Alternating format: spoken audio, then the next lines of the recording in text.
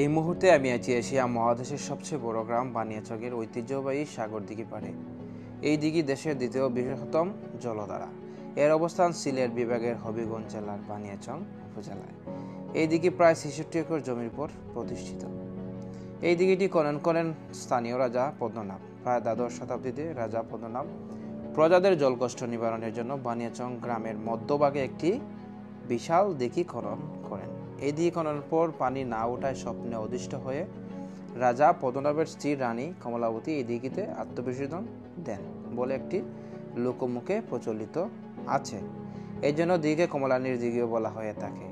এই দিঘি নিয়ে বাংলা ছায়াছবি সহ রেডিও মঞ্চ নাটক রচিত হয়েছে। এর পারে বসে পল্লীকবি জসিমউদ্দিন রানী কমলাবতীর দিঘি নামে একটি কবিতা রচনা করেছিলেন। সেই কবিতাটি তার শোচনীয় কাব্যগ্রন্থে অন্তর্ভুক্ত রয়েছে। এই দিঘিটি বাংলাদেশের দ্বিতীয় বৃহত্তম দিঘি বলে খ্যাতি রয়েছে। ১৯৮৬ সালে দিঘিটি পুনঃখনন করান তৎকালীন মৎস্য ও পশুপালন মন্ত্রী সিরাজুল হোসেন খান। আমার দেখা সবচেয়ে বড় একটা দিঘি হচ্ছে বানিয়াচংয়ের এই সাগর দিঘি পাড়।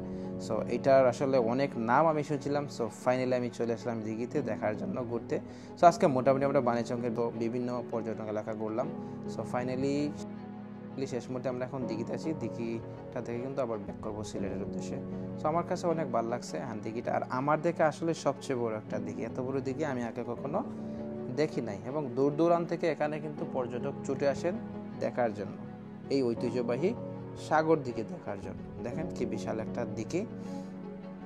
আর এটা আসলে বানিয়াচং এর মধ্যখানে পড়ছে। আর আমরা জানি বানিয়াচং একটা ঐতিহ্যবাহী গ্রাম, যার দূর দূরান্তে অনেক সুনাম আছে। আর আমরা জানি এশিয়া মহাদেশের মধ্যে সবচেয়ে বড় গ্রাম বানিয়াচং। সে এশিয়া না, এখন শুনতেছি যে পৃথিবীর মধ্যে সবচেয়ে বড় গ্রাম। চারটা ইউনিয়ন নিয়ে এই বানিয়াচং গ্রাম গঠিত।